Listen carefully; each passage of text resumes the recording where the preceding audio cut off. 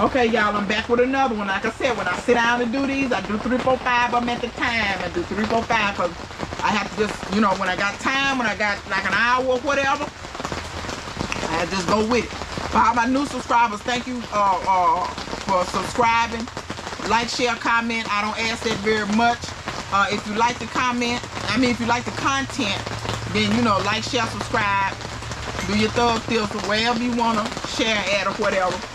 I want to start telling y'all, I always check the comment section. The comment section has some gems because it's other gardeners and stuff always in my comment section with stuff that I forget to say. So what's this video gonna be about? Seed saving. Now, if you're a new gardener, you resetting, you ain't been gardening very long, or maybe you've been gardening for a while, but you hadn't really been saving your seeds. Or if you're a new gardener and you think to yourself, well, I just want to try to garden, I don't want to worry about saving no seeds because I don't know about birthing no baby. Don't do that. Don't do that. Save your seeds. Save your seeds. I'm going to tell you why. Go back to something I said earlier. Aisha did a video where she talked about things that she was no longer doing in the garden, things that she used to do in the garden and stuff like that. And it's a really good video, and I agree 100% with everything she said in that video, and I couldn't have said the stuff any better myself. But like I said, Aisha's better about reminding people or enlightening people that we don't always know where this stuff comes from. And sometimes you want to know where your stuff comes from because, in my opinion, it's responsible to know where your stuff is. You don't know where none of this soil come from. You don't know where it's been, what it's been under, what's been on it. Same thing with the seeds, same thing with the starts. But am I telling you not to use this stuff? No, I'm not saying that, but you got to start somewhere. You got to start somewhere. You growing it at home is going to be better than anything you get out there anywhere. Don't matter if you start from starts, seeds, whatever. But as you get going, you want to get the ball rolling to where we can kind of divorce ourselves from some of these certain things. You know what I'm saying? Because like I say, you don't know where the soil come from. You don't know, you know, unless you're getting it locally or you're getting it from a friend or you're making your soil yourself or whatever. And it's the same thing with your seeds. Now, I'm not specifically talking about GMO seeds or nothing like that. What I'm talking about is this. If you grow that plant, whether it's from a start or seed, don't matter, and then you nurture that plant and you get it all the way to, say you're growing tomatoes, you grow that tomato, you like the tomato, it's seeds in there. It's probably 100 seeds in one tomato. If you get one tomato, it's gonna be more seeds probably in that tomato than was in the pack to start with. That's number one. So let's say you went to Dollar Tree and the pack cost you 25 cents. Let's say you bought the pack for $3.99 from Baker Creek. You saved yourself with that one tomato. If you collect those seeds and still use the tomato, you just made yourself anywhere from 25 cents to $3.99, depending on how much you spent for that particular seed pack. Now,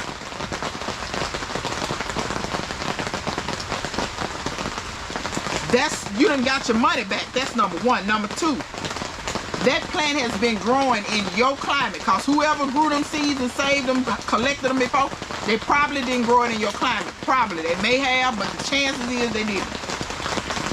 You collect those seeds, that plant grew in your climate. Its DNA, yes, its DNA has adjusted slightly to your climate and your condition. So once you collect those seeds, that plant, when you grow those seeds out to a plant again, that plant is going to be better suited for your climate. And if you save seeds that year and do it, the more you save those seeds, you will get a plant that is better and better suited to where you are. So those seeds are going to germinate better for you. They're going to grow better for you. They may even be more productive.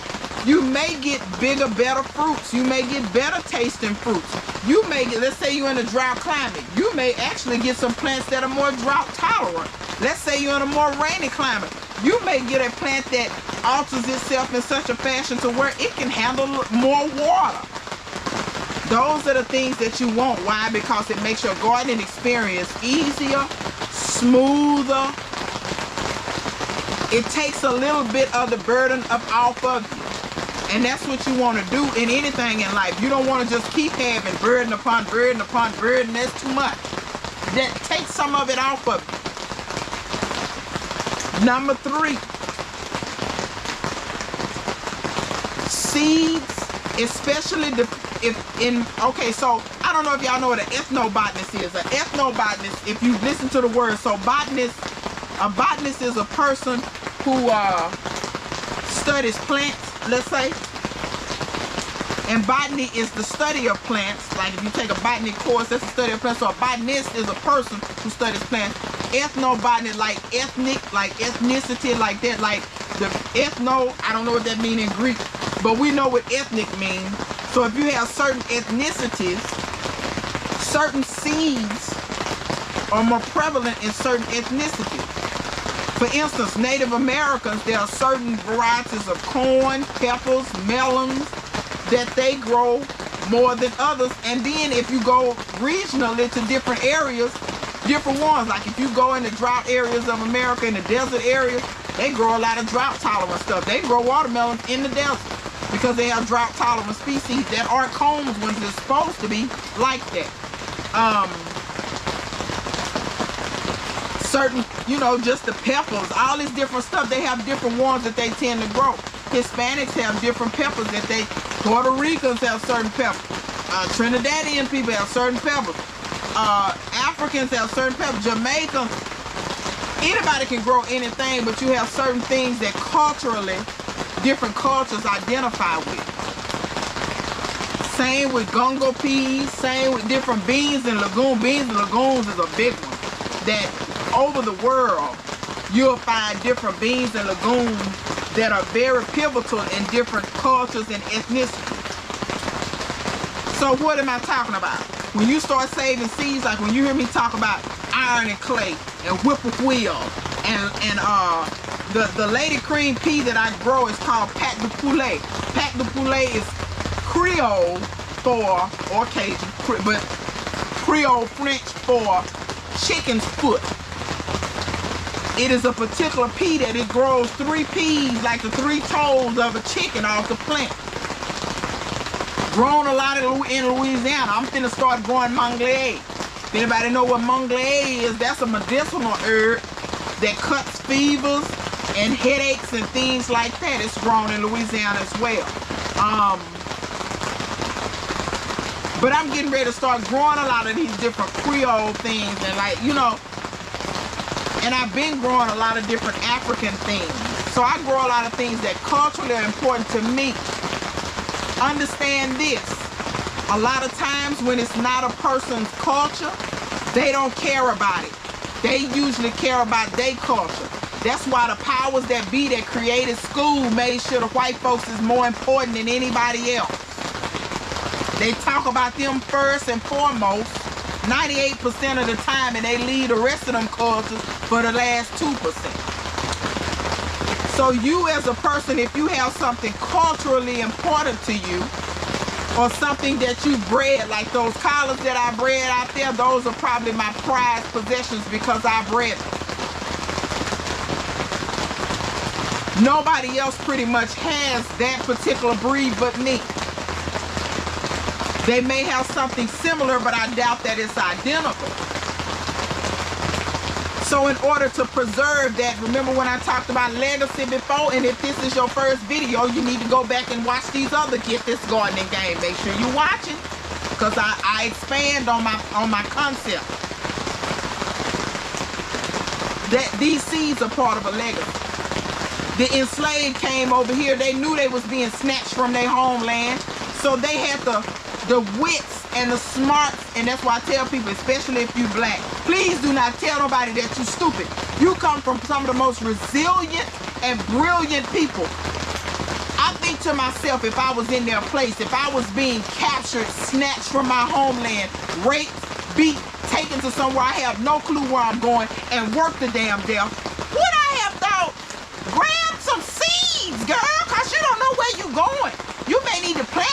because hell, you may need to eat. You may not eat what they eat.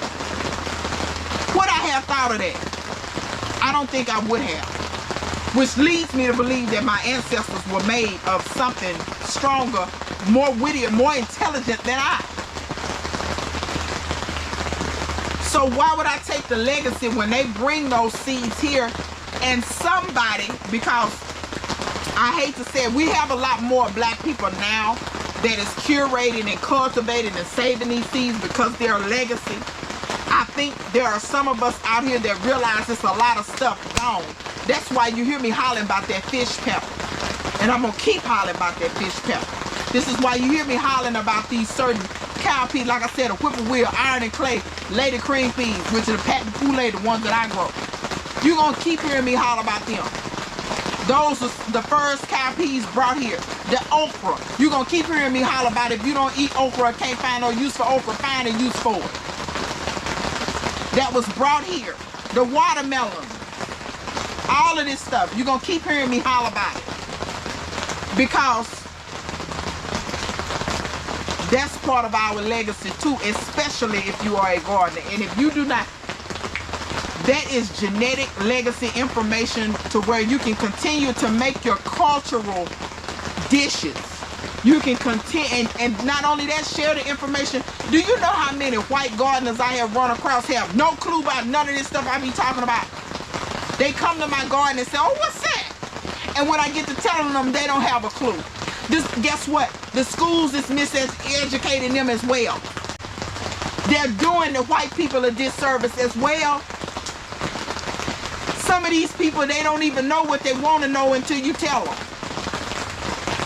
A child don't know what they want to be educated on. You get what I'm saying?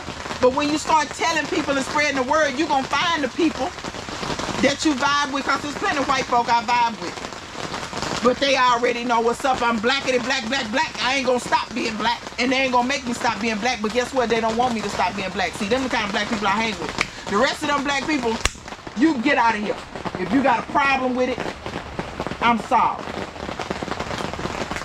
And I will talk about my ancestors, and I will talk about my culture, because it's important. Not only to me, but to everyone. When you don't have a good world view, your perspective is like, it's like a horse with blinders on. Y'all know why they put blinders on a horse? Horses get easily spooked. So they put the blinders on like this here, so that they can't see a lot of that. Now they still can get spooked, because horses are very, when it comes to energy, they're very, all animals are. And humans, because we have the ability to rationalize and speak, we lose a lot of our energy instincts. That's why I work on it a lot. That's why if you ever met me in person, I actually don't talk that much. Like, I be talking, but then I have times where I ain't saying shit. That's because I'm especially if I'm in a room full of people, I'm reading the room, I'm feeling energy, I'm watching body language, I'm doing all that. Because a lot of times we forget all that because we can talk and we can rationalize. Whereas animals, they can rationalize, but they can't verbally. They speak via body language, via energy. You get what I'm saying? But anyway, back to the horse and the blinders. They put them suckers on so that they don't get spooked as easy. Because if you got carriage horses, that's most time when you see them with blinders on. You spook them, they'll take off on you. They got it on YouTube. Look up when the Budweiser horses sometimes get spooked and take off and run into the crowd. They're not trying to hurt nobody. Something or someone spooked them. Or like when you see at Disney, when the balloon get on the horse's foot and the horse start freaking out. Horses are prey animals. So therefore, when they don't understand what's going on, their instincts say, run, get the hell out of there. They don't care that they got a carriage hook to them. They don't care that it's a ride on their back. Self-preservation takes over. So that's how your worldview is when you got blinders on like him. You can't see nothing but what's in front of you. And anything outside of your purview, it scares you. So if you like this here and all I know is white culture, George Washington, Benjamin Franklin, all this all you know, anything I hear, now you scared. Whereas if you just take the blinders off and realize, oh, that ain't bad as I thought it was. Or, oh, that ain't what I thought it was. Then you start you stop being fearful and you start being enlightened. That's what happens. Y'all understand? I have fears, but a lot of time I try to understand my fears so I cannot be as fearful. Because, baby, when I tell you it was times in my life I don't like bugs, right? Bugs, child, there'll be times I'll be so fearful. I damn near kill myself trying to get away from something this big. It's irrational. It's irrational. You get what I'm saying? You can have a fear and a healthy respect for something, but don't kill yourself. You get what I'm saying? And you fool around and jump off a bridge because, you know, a mosquito flew next to you. You know, it's not working. You get what I'm saying? So just understand that, you know, the way things are is not the way they're gonna be, and hopefully they'll get better. But I'm hoping that my channel maybe enlighten some damn body, and maybe teach some of these people about stuff that they don't know about. And like I said, these seeds and things, they are your legacy. They are your legacy, your legacy, your legacy. And I'm gonna do a video talking about starts versus seeds. But let me say this, let's say you started that plant, you bought starts. So you didn't start from seeds. Well, once you grow it, now you got some seeds and you can grow it again. You won't have to buy that start again. That's another great reason to save seeds as well. So there are a million other reasons to save seeds. If you made it this far, and it's some reasons to save seeds that I had not mentioned, that I have overlooked, put it down in the comment section, and y'all read the comment section and see what people come up with, because we're a community of people, and everybody doesn't think the same, everybody doesn't do the same, but it's good because collectively we can borrow from each other and learn from each other, okay? So until next time, see you guys later.